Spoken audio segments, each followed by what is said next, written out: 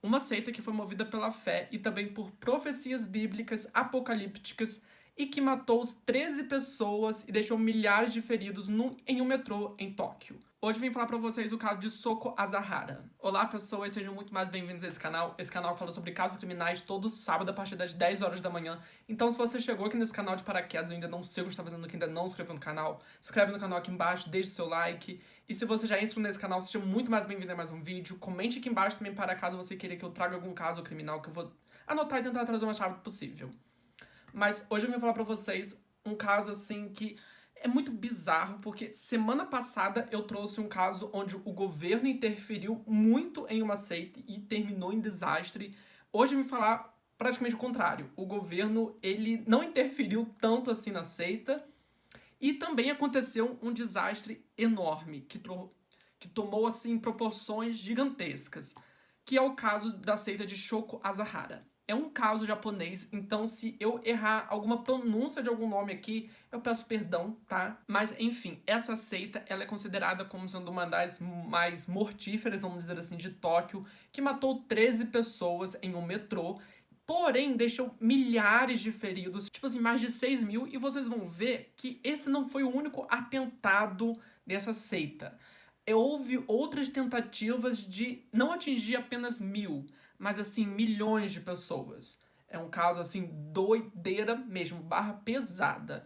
Mas então, chega de enrolação, chega de blá blá blá, sem mais delongas, e simbora pro caso de hoje que ele tá completinho. Shizuo Matsumoto nasceu no dia 2 de março de 1955 e ele era o quarto filho de uma família bem grande, porém bastante humilde. A família dele vinha da província de Kumamoto e eles eram produtores de tatames, ou seja, eles não tinham tanto dinheiro assim. Ainda bebê, ele foi diagnosticado com glaucoma.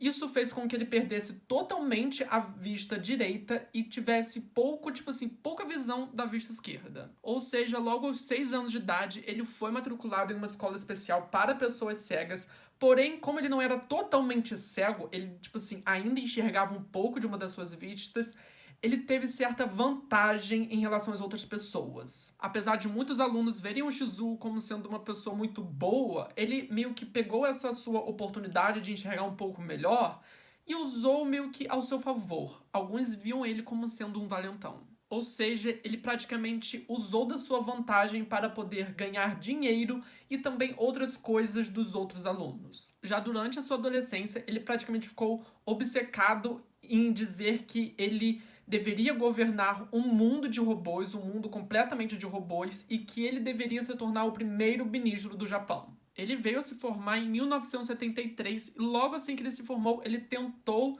estudar política na Universidade de Tóquio, mas ele foi recusado. Então ele praticamente se voltou para o estudo da medicina tradicional chinesa e também da acupuntura, que eram praticamente as únicas profissões que ele podia obter, já que ele era praticamente cego. Logo assim que ele estudou, ele decidiu abrir uma loja de medicina chinesa aos arredores de Tóquio. Shizuo se casou no ano seguinte e ele teve 6 filhos durante os seguintes anos. E em 1981 ele foi preso por praticar farmácia ilegal, sendo multado a pagar 200 mil ienes.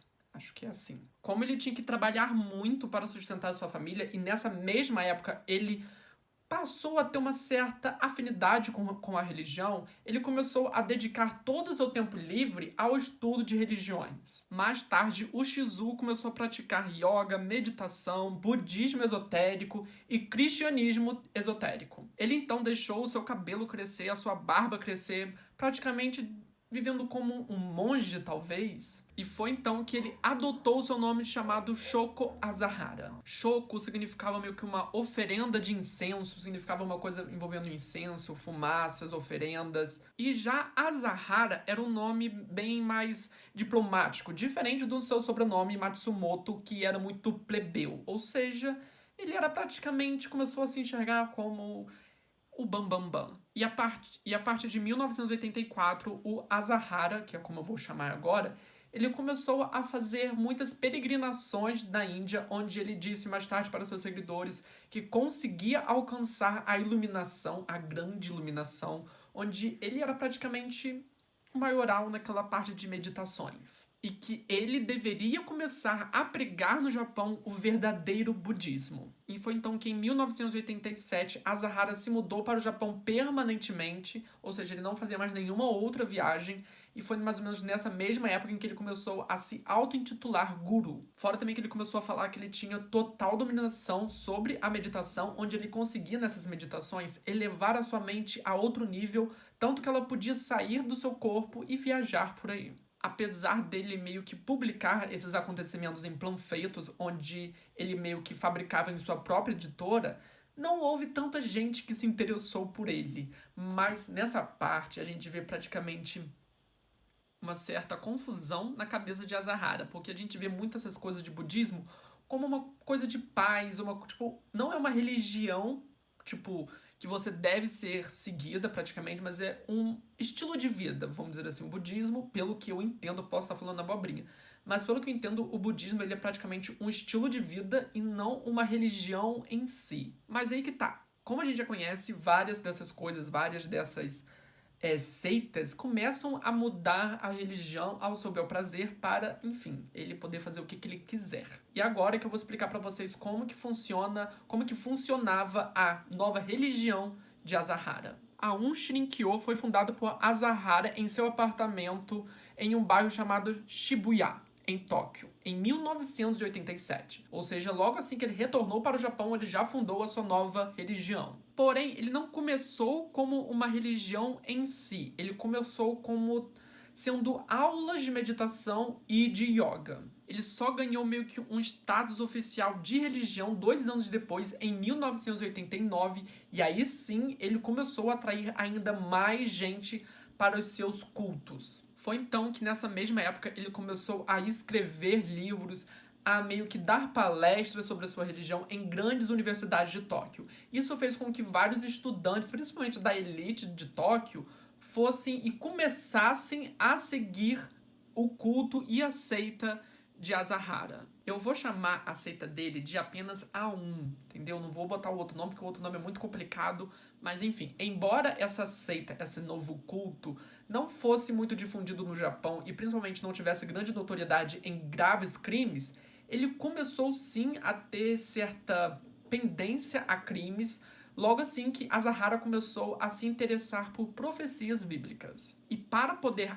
atrair ainda mais gente, ele começou a publicar, além de seus livros, também revistas, gibis, a produzir também alguns desenhos com teor meio religioso, misturado com a sua religião e também com o catolicismo. Ou seja, ele queria atrair o máximo de pessoas que ele conseguia, tanto jovens, adultos, idosos, enfim. Ele queria atrair pessoas para aquele local. Fora também que ele começou a atrair certo público que ele autodenomina.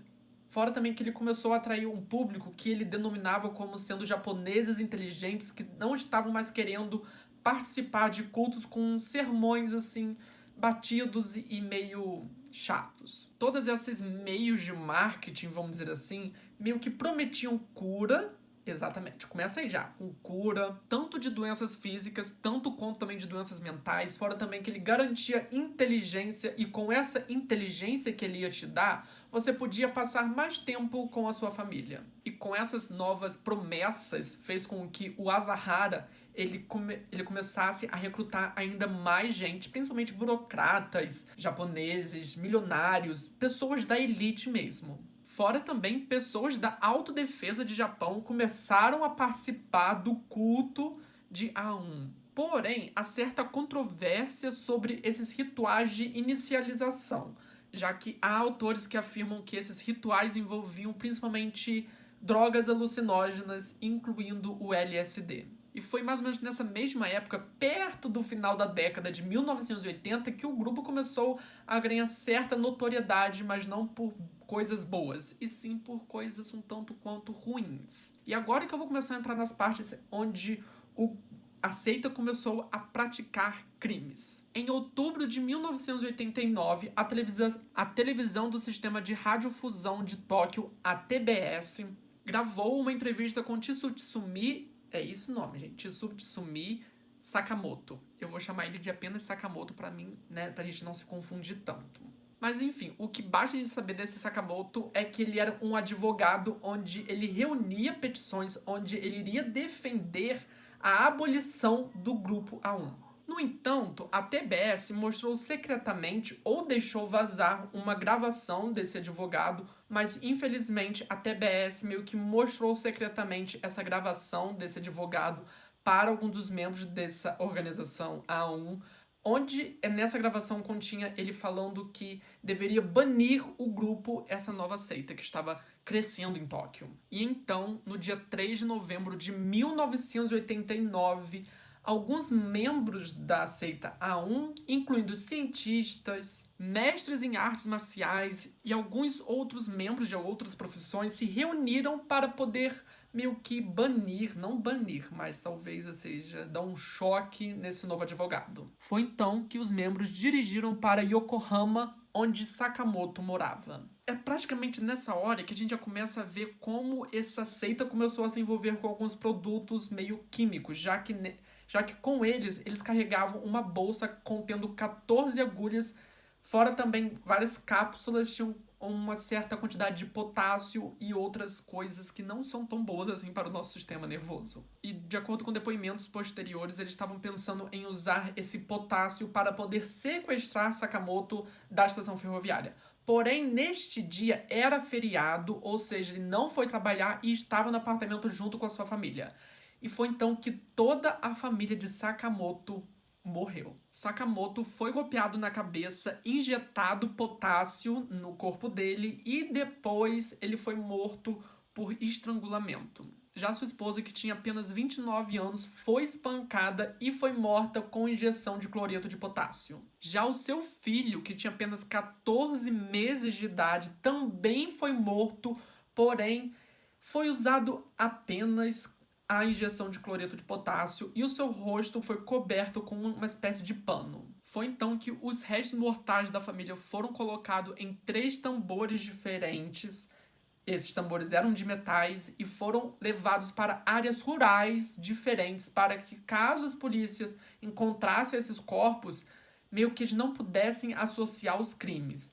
Porém, esses corpos só foram descobertos só depois do atentado de Tóquio, graças a membros que falaram onde é que esses corpos estavam. E quando eles foram descobertos, eles já estavam assim em estado de osso. Mas um pouco antes dessas mortes acontecerem, em agosto de 1989, o grupo A1 finalmente recebeu do governo do Japão o status de religião oficial. Ou seja, com esse novo status, eles não precisavam pagar imposto, ou seja, eles estavam isentos de pagar qualquer coisa para o governo. Isso fez com que eles juntassem ainda mais dinheiro. Fora também que isso ocasionou um crescimento muito dramático, muito, grande em proporções de dinheiro e também de pessoas. Logo assim que ele recebeu esse status de religião, eles passaram de 430 milhões de reais para cerca de quase 3 bilhões de reais.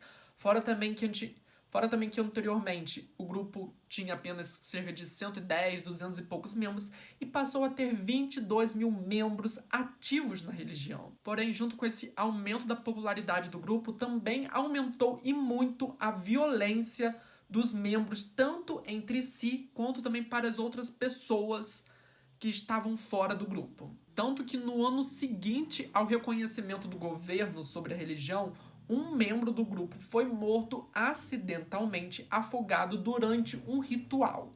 Seu corpo foi cremado e as cinzas foram espalhadas. E agora que vem alguns ataques usando gás anteriores ao ataque no metrô de Tóquio. Na noite do dia 27 de julho de 1994, alguns membros do grupo meio que jogaram pelo ar um gás chamado sarin. Isso tudo aconteceu numa localidade chamada Nagano, que também ficava no Japão. Junto com esse ataque, o grupo conseguiu ferir e matar 3 juízes que deveriam decidir se o grupo religioso realmente deveria seguir em frente ou ele deveria acabar. Fora também que eles conseguiram meio que testar a eficácia desse novo gás em questão de mortes. Ou seja, esse gás se mostrou bastante bom nesse quesito. Os residentes também dessa cidade meio que irritaram bastante o Shoko ao se opuserem a seguir a sua religião, e também alguns começaram a falar bastante mal da religião dele.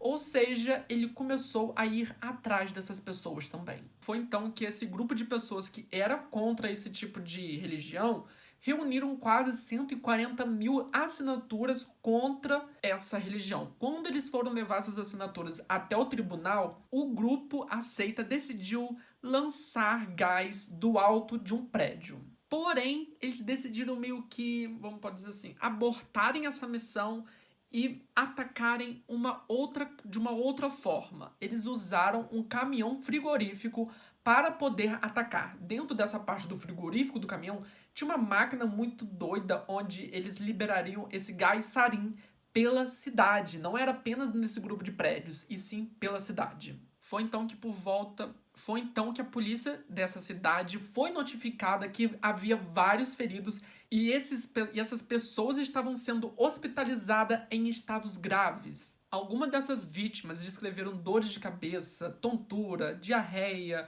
tremores nas mãos, dores de cabeça. E várias dessas pessoas disseram que antes de começarem a sentir essas coisas, eles estavam sentindo um fedor muito forte, e isso era do gás sarin. Um total de 274 pessoas foram tratadas nesse ataque. 5 residentes foram mortos e só foram descobertos no dia seguinte a esse ataque, ainda deitados em seu apartamento. Fora também que no dia seguinte, 2 pessoas morreram devido a esse ataque de gás sarin. Outra pessoa permaneceu em coma durante 14 anos e veio a morrer em 2008. Fora também que o grupo, além desses atentados usando o gás, ele também é envolvido em algumas mortes de pessoas, não por gás, muitas vezes, mas tipo por cloreto de potássio, sabe? Usando armas químicas para poder matar algumas pessoas que eram contra esse grupo religioso. Fora também que eles começaram a atacar grandes empresas, grandes prédios, grandes centros de Tóquio, usando vários outros tipos de armas químicas, tanto que teve uma vez que eles subiram em um prédio e no duto de ventilação eles simplesmente tacaram tipo uma espécie de líquido, e esse líquido, conforme ia ventilando, ele ia se espalhando, e assim, era ataque atrás de ataque. Fora também que eles queriam causar uma certa epidemia de doenças, tanto como ebola ou antraz. Porém, todas essas armas químicas, biológicas nesse caso, algumas pessoas dizem que é verdade, que sim, eles tinham essas 2 doenças, a antraz e também a gripe ebola.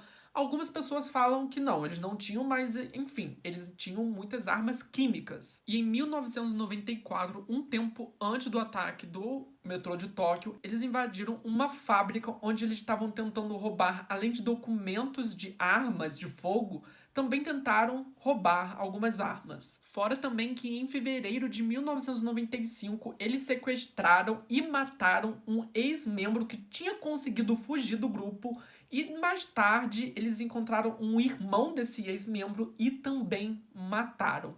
O seu corpo foi encontrado perto do Monte Fuji. E agora sim vem a parte do ataque do metrô de Tóquio. Na manhã do dia 20 de março de 1995, membros da A1 lançaram uma arma química binária. Não era propriamente o gás sarin, mas era uma arma basicamente muito parecida com esse gás. Eles lançaram esse gás em uma espécie de ataque coordenado em 5 trens diferentes dentro do metrô de Tóquio. Eles mataram 13 passageiros, feriram gravemente outros 54 e afetaram mais de 980 pessoas. Algumas estimativas, é bem difícil de saber se essa estimativa é verdade, mas algumas estimativas apontam que eles meio que afetaram quase 6.000 pessoas.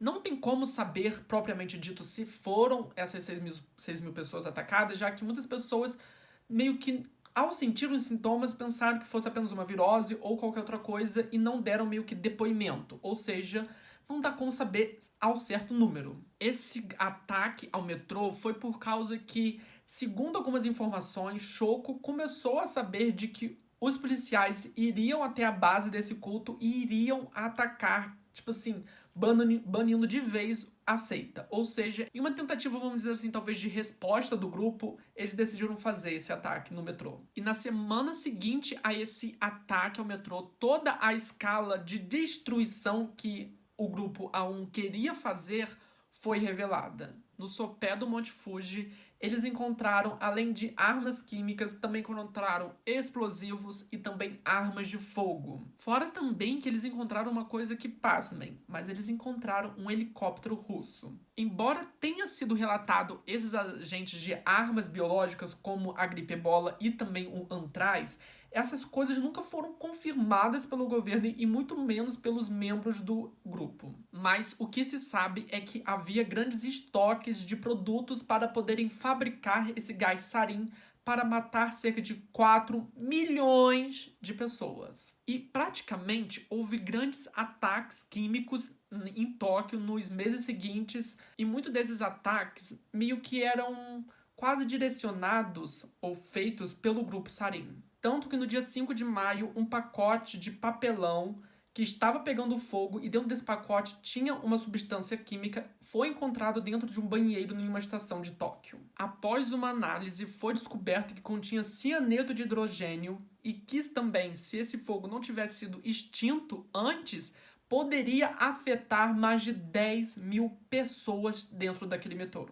E também no dia 4 de julho, vários dispositivos de cianeto ainda não detonados foram encontrados espalhados ao redor dessa estação de Tóquio. Ou seja, durante esse tempo, várias pessoas, incluindo o Shoko, foram presos e várias dessas acusações de possíveis armas químicas, todas foram associadas a esse grupo. E agora que vem a parte do julgamento, que é também uma parte bem doida. Azahara enfrentou 27 acusações de homicídio e a promotoria argumentou que Azahara deu ordens para poder atacar o metrô de Tóquio no intuito de se tornar um novo ministro. Mais tarde, durante o julgamento, que durou cerca de 7 anos, a promotoria ainda adicionou uma outra teoria dizendo que esses ataques eram uma forma de desviar a atenção da polícia da verdadeira arma química que o grupo A1 estava fabricando. Os advogados de defesa disseram que o Azahara não tinha nada a ver com aquilo, que na verdade ele tinha sérios problemas mentais e que ele não podia fazer parte daquele tipo, como é que ele ia dar ordem para aquele grupo de pessoas? Mas não adiantou de nada. Ele foi condenado à morte no dia 27 de fevereiro de 2004 e como no Japão, meio que você é condenado à morte, mas você não sabe quando você vai morrer. Mas então, no dia 6 de julho de 2018, Azahara, junto com outros 6 membros do culto, foram mortos por enforcamento. E é então que praticamente se tem o fim desse grupo. Mas então, esse foi o vídeo, espero que vocês tenham gostado. Se gostaram, não esqueça de se inscrever no canal. E a gente vê que, anteriormente, no caso passado, eu falei que o governo dos Estados Unidos meio que interferiu bastante no culto, mas nesse caso, nesse vídeo de hoje, o governo ele não interferiu tanto e assim, é doido, muito doido, já que o grupo ele simplesmente usava armas químicas e não estava pensando em um suicídio coletivo, e sim que as outras pessoas estavam erradas e que eles deveriam governar a Terra. É doido pensar nesse caso. Mas então, até semana que vem para mais um caso criminal e tchau, tchau.